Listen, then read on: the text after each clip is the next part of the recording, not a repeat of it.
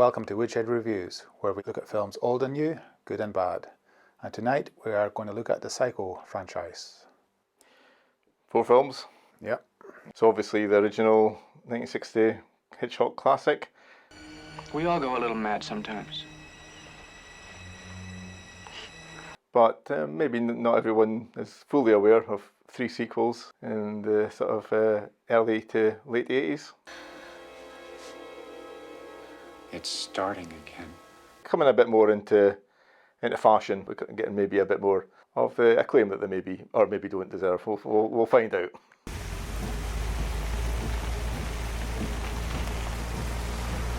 This is a film that I think we've both seen probably 100 times.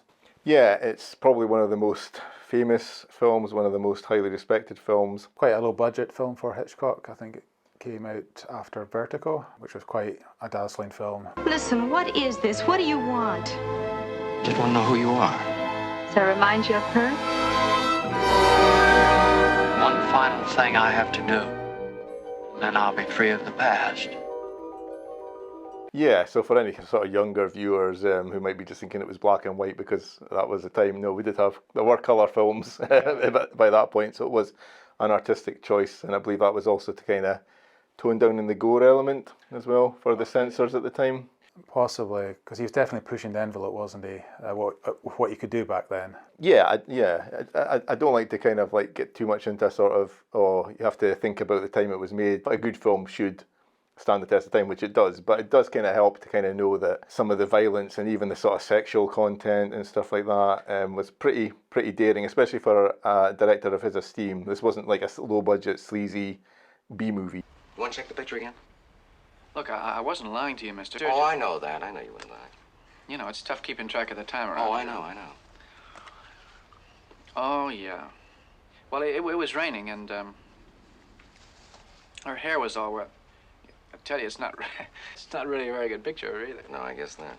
I believe that he had to kind of fight against the studios and whatnot to get it made, and a lot of self-financing, and I think he used his television crew to film it. And I think this was maybe going to be a TV show, like a two-parter originally. And I think the boundaries that he had to fight against, I think that probably made the film better. Yeah, art from adversity, I guess, and it definitely feels like it was that.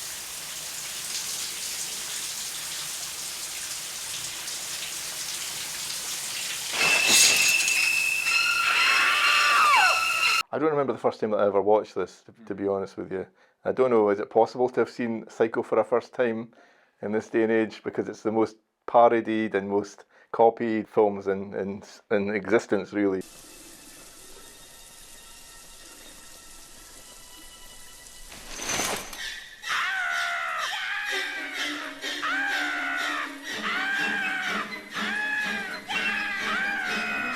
So it is kind of like, it's one of those films that even if you haven't seen it, you probably know some of the basics. I mean, you probably know that Norman Bates and Mother are the same person. You probably know that Janet Leigh is killed off early-ish in the film, I think about the halfway mark. You're probably aware of these kind of things. The shower scene you've probably seen a million times. Despite all these things, you still get caught up in the story. Yeah. At least I do every time I watch it. I'm still engaged with Marion's story at the start, and she's embezzling money from her boss and kind of going on the run. Yeah. And it's her film, you know, and you forget the film's called Psycho, and you're with her on her journey. Yeah. I mean, it would be really interesting to have seen it just cold and not know any of the stuff of where it was going. And unfortunately, we don't live in that world. So we have to kind of take it as it is. But it would have been pretty shocking stuff, I think, for a 1960s audience to have went in to see that, because I think a part of it out with the film as well was that Hitchcock was very adamant that cinemas would not let people in after the film had started. That wasn't common practice then, apparently. Okay. You know, I think there was more of a sort of, you just go in and you watch, show films on a reel, and then once you're fed up, you kind of, so you could come in the middle of a film. And here is what Broadway saw. No one, but no one, will be admitted to the theater after the start of each performance of Psycho. Yeah, I always kind of get something new out of it, I think. You know, at the very start, the opening credits and the music, the style of the credits, the Saul Bass credits, it's just amazing.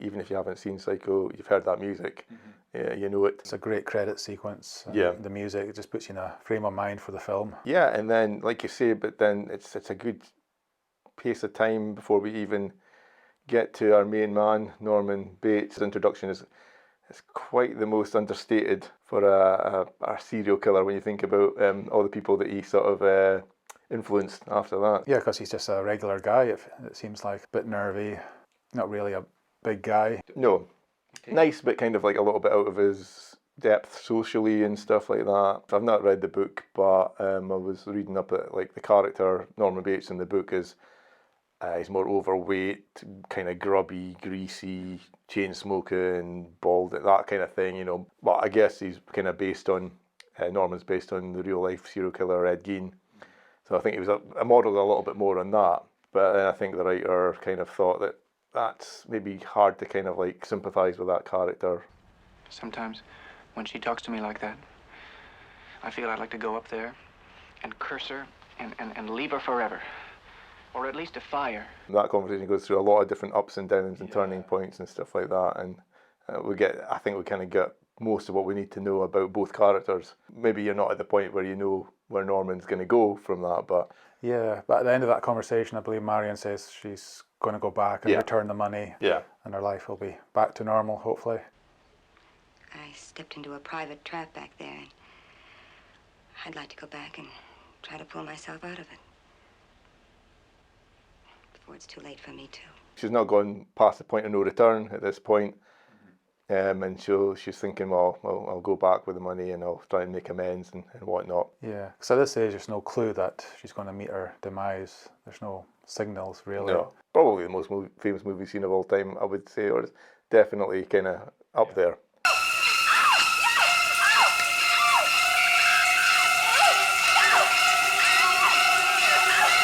Don't know, is there much to say about that at this point? No, I mean, it's just an amazing scene on so many levels. It's the music and the editing.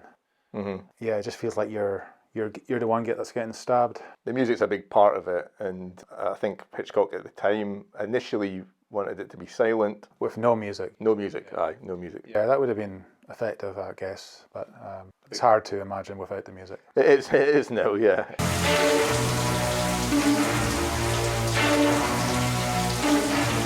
You know, a shocking scene for cinema goers at the time. You know, I mean, like you're saying, I mean, nothing in it now in terms of gore or even nudity or stuff like that. But I think at the time, people were convinced that they saw more than actually was actually on screen. And I think that's to do with the editing, very quick, sharp edits and stuff with each stab. Yeah, definitely, and it's more effective because of it. I think, like I was saying before, because of the boundaries, I think it's still such a powerful scene. And so that's the end of Marion, and then the film takes a turn of events now. Yeah, it's kind of changed into a horror film. Yeah, and the sort of money is dispatched with because Norman's not even aware of it. He's bundled it up with Marion's body and dumped it in the car and in a swamp.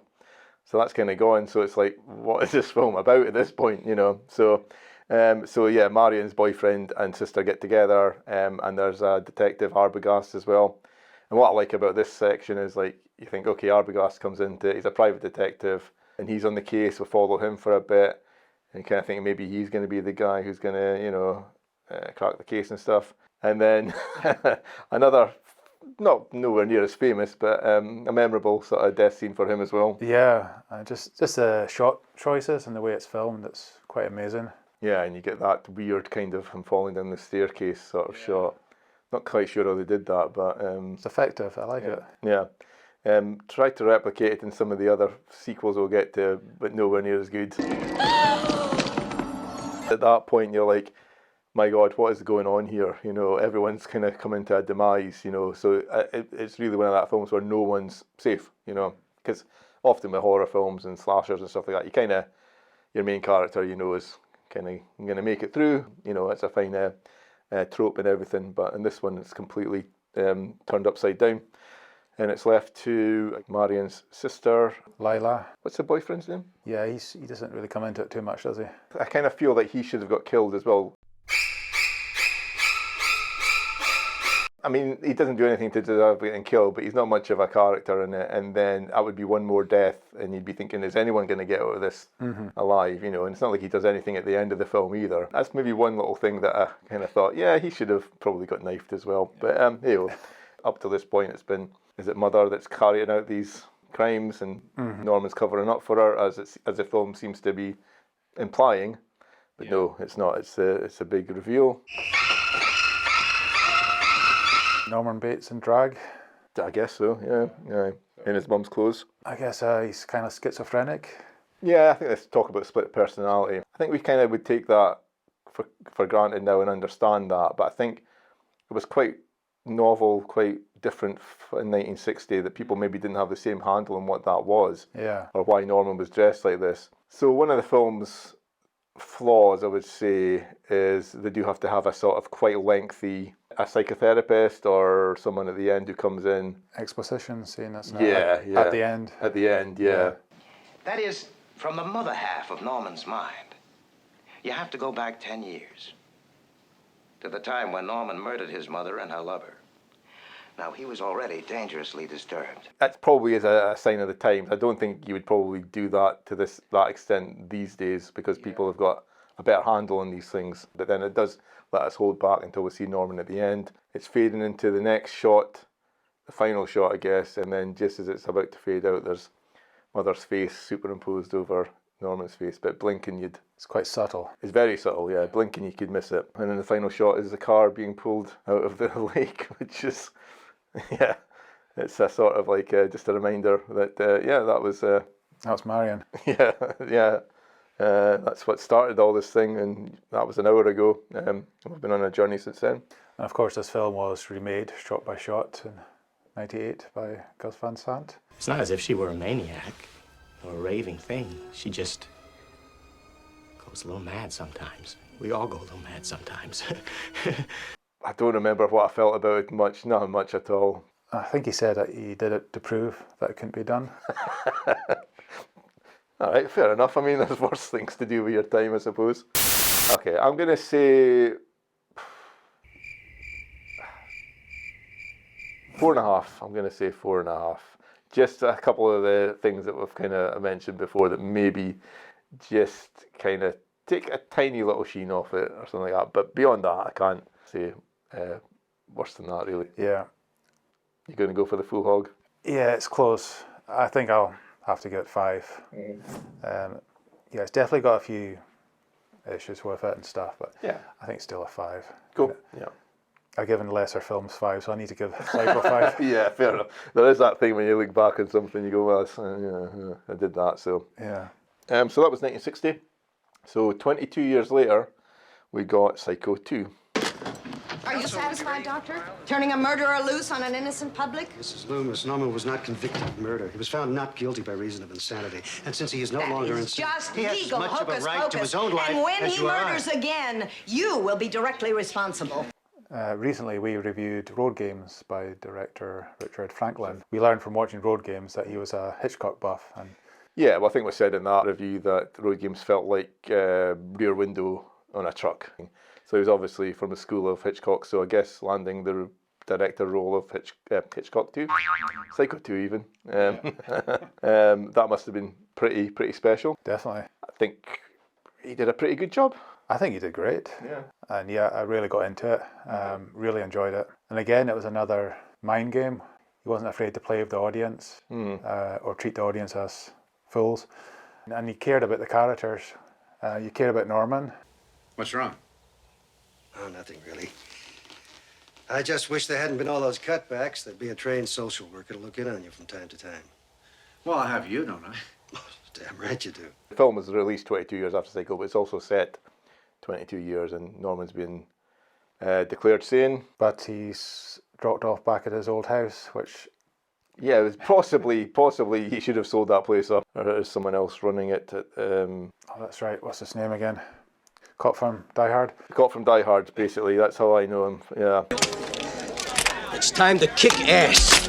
Yeah, and they've set up a job for Norman at a local sort of diner, cafe place. It's not a normal kind of sequel that you would expect. It's kind of strange that this was, it took 22 years for a sequel. It's strange that there was a sequel Anyway, I'm assuming that there was a sort of like 1982. You've got like a lot of slashers films coming out then. Yeah.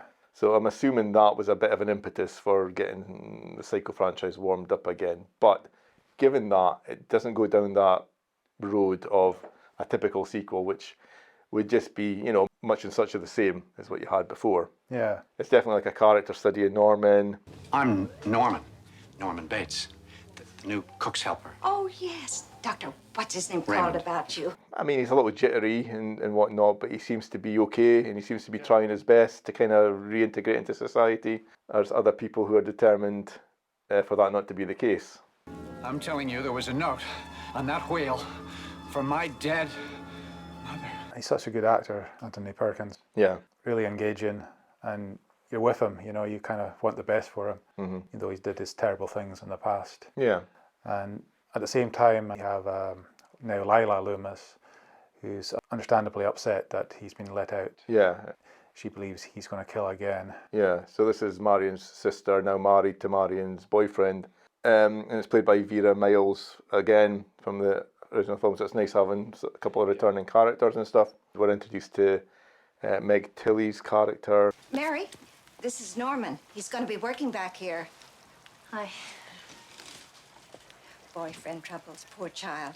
Tells him some stories about her boyfriend and her friends letting her down and stuff, so she ends up living with Norman. So you kind of go like, oh, this is where we're going to go. There's a few sort of like glimpses into like this is maybe just going to be a retread of the original, but it doesn't. He even spies on her having a shower, so he's not, you know, he's not 100% on the up and up, but he's managing to keep his impulses under control. Despite still hearing Mother's voice and finding notes. Notes from Mother. Yeah. Phone calls from Mother. My mother is dead. Mr. Toomey, if this is you, you're sicker than I ever was. And as a viewer, you're not sure, is this happening? Is Norman imagining these things because no one else sees the notes? Is he going insane again, or is someone messing about with him? So that's an interesting kind of dynamic that's kind of going on. Are you sure that neither one of you heard anything this afternoon between 4 and 5? Well, no, but I was... He was with me all afternoon. We were walking in the fields. I guess there is a kind of question mark sometimes about Mary's choices and the things that she does. What is she up to? Yeah, and you kind of think, why would she be doing this and whatnot? Because she is a bit unnerved by Norman, but she still agrees to sort of stay with him and stuff.